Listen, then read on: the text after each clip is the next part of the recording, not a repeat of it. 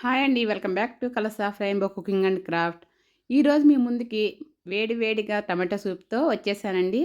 Tomato soup తీసుకోవాలంటే రెస్టారెంట్‌కే వెళ్ళనవసరం లేదండి. ఇంటి దగ్గర ఈజీగాని ప్రిపేర్ చేసుకోవచ్చు. దీనికి ముందుగా ఒక బ్రెడ్ స్లైస్‌ని తీసుకొని చక్కగా స్లైసెస్ లాగా కట్ చేసుకొని క్యూబ్స్ లాగా పక్కన పెట్టుకోవాలి.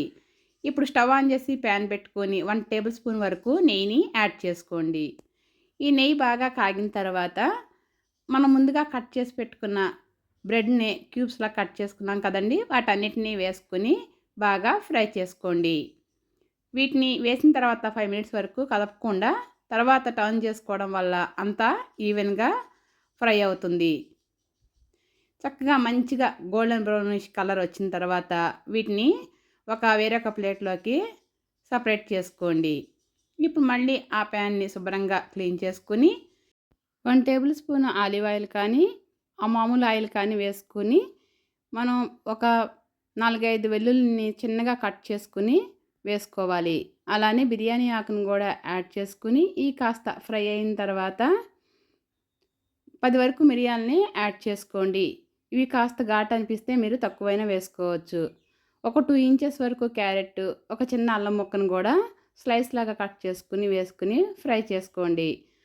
ఆనియన్ కూడా ఒకటి వేసుకొని సన్నగా చిరుకుల్లాగా కోసుకొని వాటిని కూడా ఫ్రై చేసుకోండి. ఇప్పుడు అరకిలో వరకు టమాటోస్ని చిన్న ముక్కలుగా కట్ చేసుకుని వీటిని బాగా మగ్గించుకోవాలి. అలానే ఒక 4 పచ్చిమిర్చిని కూడా చిరుకుల్లాగా కట్ చేసుకుని వీటిని కూడా కాస్త ఫ్రై చేసుకుని రుచికి సరిపడినంత సాల్ట్ని యాడ్ చేసుకోండి.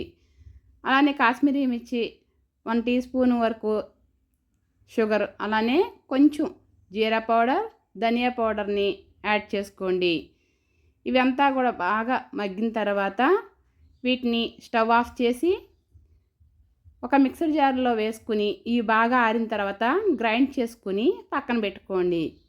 ఇప్పుడు ఈ ప్యాన్ అంతా కూడా మొత్తం అంతా బాగా క్లీన్ చేసుకుని 1 టేబుల్ స్పూన్ వరకు బటర్ని యాడ్ చేసుకోండి.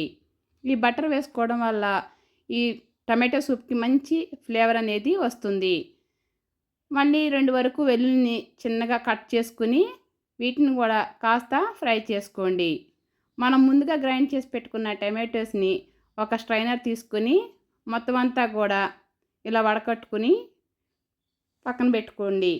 స్టవ్ని సిమ్లో అడ్జస్ట్ చేసుకుని నిదానంగా ఈ టమాటో ప్యూరీ అంతా కూడా మంచిగా కుక్ అవుతూ ఉండాలి.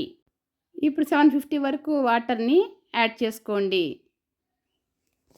ఈ వాటర్ అంతా కూడా టమాటో ప్యూరీలో మొత్తం అంతా కలిసే విధంగా కలుపుకుని ఇప్పుడు స్టవ్ని కొంచెం మీడియంలో పెట్టుకుని కుక్ చేసుకోండి.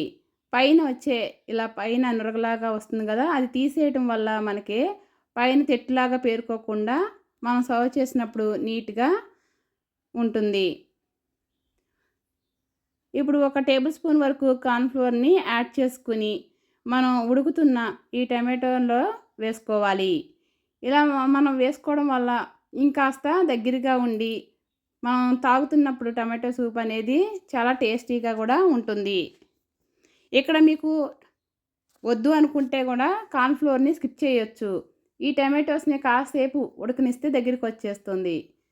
పెప్పర్ పౌడర్ని మరి కాస్త దింపే ముందు వేసుకోవడం వల్ల ఆ ఫ్లేవర్ అనేది మనకి బాగా తెలుస్తుంది. ఈ సూప్ మనకి ఉడికే కొద్దీ పైన వైట్‌గా తేరుకుంటూ ఉంటుంది. దాన్ని సపరేట్ చేసుకోవడం వల్ల మనం సూప్ కొంచెం ఆరినా కూడా పైన అనేది మేగడలాగా కట్టకుండా నీట్‌గా ఉంటుంది. మరి ఇప్పుడు మనం దింపే ముందు కొత్తిమీరని యాడ్ చేసుకోవడం వల్ల ఆ ఫ్లేవర్ అంతా కూడా టమాటో సూప్‌లోకి దిగి చాలా టేస్టీగా ఉంటుంది. సర్వ్ చేసే ముందు మనం కూడా ఫ్రెష్ క్రీమ్‌ని అలా పైన అప్లై చేయటం వల్ల టమాటో సూప్‌కి మంచి లుక్ అనేది వచ్చేస్తుంది. అలానే టేస్ట్‌లో కూడా డిఫరెన్స్ అనేది తెలుస్తుంది. ఇప్పుడు మనం వేరొక సర్వింగ్ బౌల్‌లోకి షిఫ్ట్ చేసుకుని సర్వ్ చేసుకోవడమే. ముందుగా మనం వేయించి పెట్టుకున్న బ్రెడ్ పీసెస్‌ని కూడా యాడ్ చేసుకోవడమే. ఇవి తాగుతుంటే ఉంటుందండి వేడి వేడిగా, ఆ పంటి కింద ఆ బ్రెడ్ తగులుతున్నప్పుడు అబ్బా! ఆ టేస్టే వేరండి. ఇంకెందుకు ఆలస్యం, మీరు కూడా ట్రై చేసి మీకు ఎలా వచ్చిందో కామెంట్ చేయండి. లైక్ చేయటం మాత్రం మర్చిపోవద్దు.